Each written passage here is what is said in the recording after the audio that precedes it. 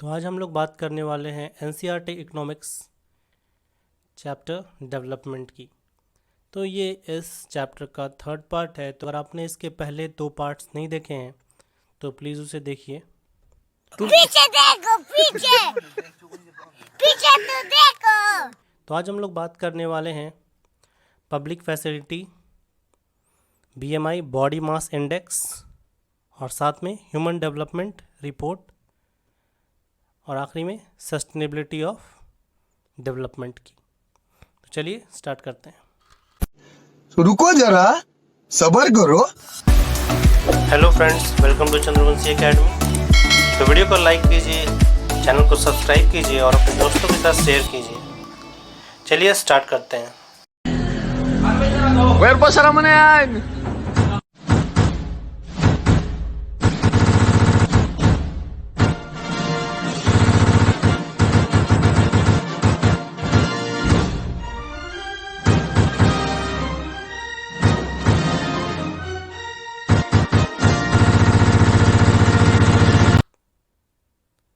Public facility क्या होती है?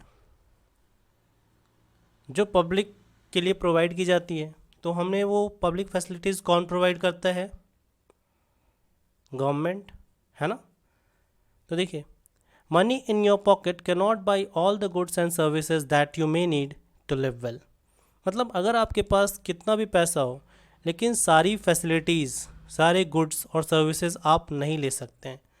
ठीक है, फ़र्ज़ कीजिए कि आपके पास बहुत पैसा है, आपने बहुत अच्छी कार ले ली, लेकिन क्या होगा, रोड्स में बहुत ज़्यादा गड्ढे हैं। तो क्या करेंगे आप? सारे रोड को सही करवाते चलेंगे? नहीं ना। तो वैसे ही जो है सारी जो है देखिए कंट्री में पोल्यूशन, वायरस सब फैल रहा है, तो इसको हम अकेले टैकल नहीं कर सकते। तो इसके लिए हम लोग क्या चाहिए? कलेक्टिव अप्रोच चाहिए। आइए देखते हैं कैसे इसको हम टैकल करेंगे। सबसे चीपेस्ट वे है इन सारे गुड्स और सर्विसेज को प्रोवाइड करने का क्या? कलेक्टिवली हम ये सब कुछ यूज़ करें। फॉर एग्ज़ाम्पल, अगर आपको जो है अपने लोकेलिटी में एक गार्ड रखना है, ठीक है, आपको जो है आपको सिक्योरिटी प्रोवाइड करने के लिए, तो आप क्या करेंगे कि हर अपने अपने घर के लिए सब लोग जो है एक गार्ड रखेंगे, कि पूरी लोकेलिटी के लिए एक गार्ड रखेंगे जो आपके लिए चीप भी होगा और आपको सिक्योरिटी भी देगा, है ना। तो कुछ इसी तरह से जो है पब्लिक फैसिलिटीज़ काम करती हैं जो हमारे डेवलपमेंट में हेल्प करती हैं, हमारे कंट्री के डेवलपमेंट में। कंट्री के बहुत सारे एरिया में क्या होता है कि बहुत सारे जो चिल्ड्रन होते हैं, पर्टिकुलरली गर्ल्स, वो अभी तक जो है सेकेंडरी लेवल की स्कूलिंग नहीं कर पाते। क्यों? क्योंकि वहाँ पे अभी भी मतलब एडिक्वेट फैसिलिटी नहीं है, कहीं गवर्नमेंट में नहीं प्रोवाइड की है, कहीं सोसाइटी वैसी है। तो इसी वजह से जो है वहाँ पे डेवलपमेंट नहीं हो पा रहा है। Human development report. Human development report क्या है? जो ह्यूमन की जो डेवलपमेंट होती है, ठीक है, जैसे पैसा ही इम्पोर्टेंट नहीं है, तो जहाँ पे हेल्थ फैसिलिटी सब कुछ होती है उसे हम क्या बोलते हैं? ह्यूमन डेवलपमेंट रिपोर्ट, शॉर्ट में STR। तो देखिए, ह्यूमन डेवलपमेंट रिपोर्ट कौन पब्लिश करता है? UNDP, जो कंपेयर करता है सारी कंट्रीज़ को उसके बेसिस से। कौन से बेसिस पे? Educational level of the people, their health status and per capita income के बेसिस पे, है ना। तो आपने देखा था पिछले वीडियो में कि जो मैंने बात की थी 3 स्टेट, अपने इंडिया के 3 स्टेट्स के बारे में, उसमें केरला में जो है इन्फेंट मोर्टेलिटी रेट क्या था? बहुत कम था। ऐसा क्यों था? क्योंकि वहाँ पे एडिक्वेट प्रोविज़न था हेल्थ का और एजुकेशन फैसिलिटी थी, है ना। क्योंकि वहाँ पे बहुत ज़्यादा हॉस्पिटल्स हैं, बहुत अच्छे स्कूल्स हैं, तो वहाँ पे लोगों के हेल्थ फैसिलिटी और एजुकेशन बहुत अच्छा है। बल्कि वो वहाँ पे एवरेज इनकम जो है पंजाब से कम थी, फिर भी वहाँ पे जो है ये सारी फैसिलिटीज़ थी।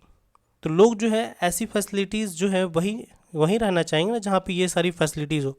फॉर एग्ज़ाम्पल, आपके पास बहुत पैसा है लेकिन यहाँ पे कहीं हॉस्पिटल ही नहीं है अच्छा, तो आपकी हेल्थ फैसिलिटी कैसी होगी? बेकार, है ना। अगर आपके पास बहुत पैसा है लेकिन आपके आसपास कोई अच्छा स्कूल नहीं है, तो आप स्कूल्स में अपने बच्चों को कहाँ पढ़ाएंगे? नहीं पढ़ा पाएंगे, है ना। देखिए पीडीएस क्या है, पब्लिक हेल्थ डिस्ट्रीब्यूशन सिस्टम, तो वो भी बहुत हेल्पफुल होता है अगर वो फंक्शन मतलब अच्छे से करे, है ना। अगर पीडीएस सिस्टम अगर किसी स्टेट में अच्छे से हो रहा होता है तो वहाँ पे लोगों की न्यूट्रिशनल वैल्यू बहुत अच्छी हो जाती है ना। तो केरला में पीडीएस सिस्टम भी बहुत अच्छा है, इसी वजह से केरला जो है वो क्या है, डेवलप्ड स्टेट है। ठीक है, health and nutritional value of the people ensure human development. अगर किसी आदमी की वहाँ पे, अगर किसी स्टेट पे लोगों की हेल्थ और न्यूट्रिशनल वैल्यू अच्छी है तो इसका मतलब क्या है, वो स्टेट डेवलप्ड है। हालांकि उसमें अगर थोड़ी इनकम कम भी है लेकिन उसको हम डेवलप्ड कहेंगे, है ना। तो देखिए ह्यूमन डेवलपमेंट जो है उसकी रिपोर्ट हम देखते हैं, एच डी आई क्या है, ह्यूमन डेवलपमेंट इंडेक्स। एच जो है वो इस रिपोर्ट में 177 कंट्रीज़ हैं, उन सब में से जो है हमारी जो नेबरिंग कंट्रीज़ है और हमारी कंट्रीज़ को कंपेयर किया गया है। लाइफ एक्सपेक्टेंसी रेशियो क्या है कि वो expected life length of life को बताता है at the time of birth, मतलब जब से हम जन्म लिए तब से कब तक हम जिंदा रहेंगे वो बताता है लाइफ एक्सपेक्टेंसी रेशियो। पर कैपिटल इनकम आप जानते ही हैं वो किस में कैलकुलेट करते हैं, डॉलर्स में, क्योंकि सारी कंट्रीज़ की करेंसी अलग अलग है तो हम लोग पर कैपिटल इनकम को किस में कैलकुलेट करते हैं, डॉलर्स में। तो देखिए यहाँ पे हमारी कंट्री और बाकी सारी नेबरिंग कंट्रीज़ की यहाँ पे gross national income, life expectancy ratio और literacy rate above 15 years and SDI rank दी हुई है। तो इसमें देखिए हमारा इंडिया जो है, ठीक है, वो कौन सी रैंक है उसकी, 135। और देखिए हमारे इंडिया से जो आइलैंड कंट्री है हमारी श्रीलंका, वो क्या है, उसके ऊपर रैंक कर रही है।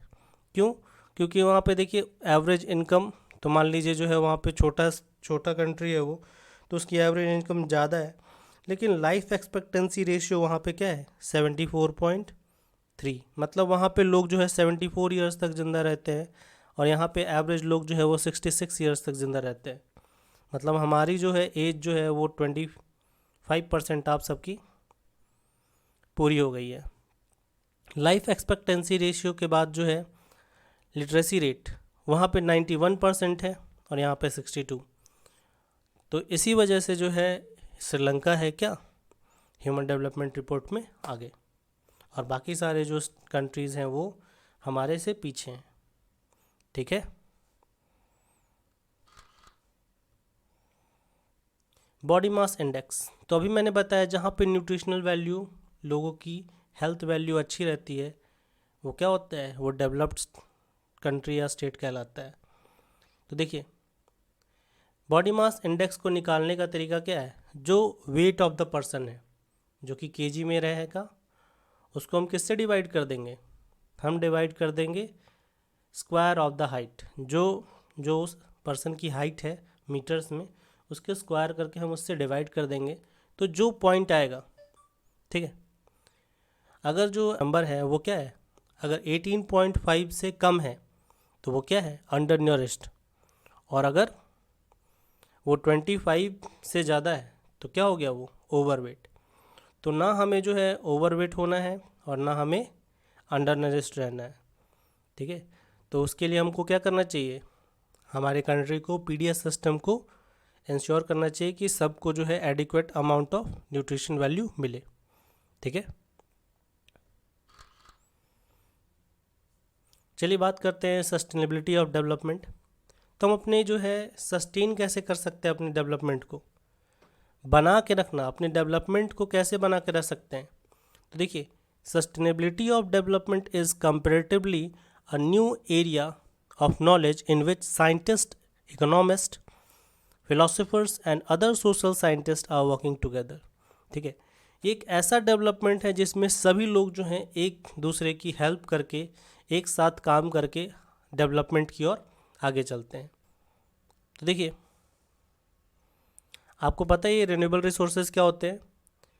रिन्यूएबल रिसोर्सेज वो क्या होते हैं, जो रिसोर्सेज जो है दोबारा से आ सकते हैं। ठीक है, resources which replenished by nature, ठीक है, जो वापस से लाए जा सकते हैं, वो रिसोर्सेज क्या है, रिन्यूएबल रिसोर्सेज, जैसे क्रॉप्स, प्लांट, सनलाइट। तो ये सारी चीज़ें वो क्या है, रिन्यूएबल रिसोर्सेज। और नॉन रिन्यूएबल रिसोर्सेज क्या है, जो रिसोर्सेज जो एग्जॉस्ट हो जाती हैं आफ्टर सम ईयर्स और वो कभी रिप्लेनिश नहीं हो सकती हैं।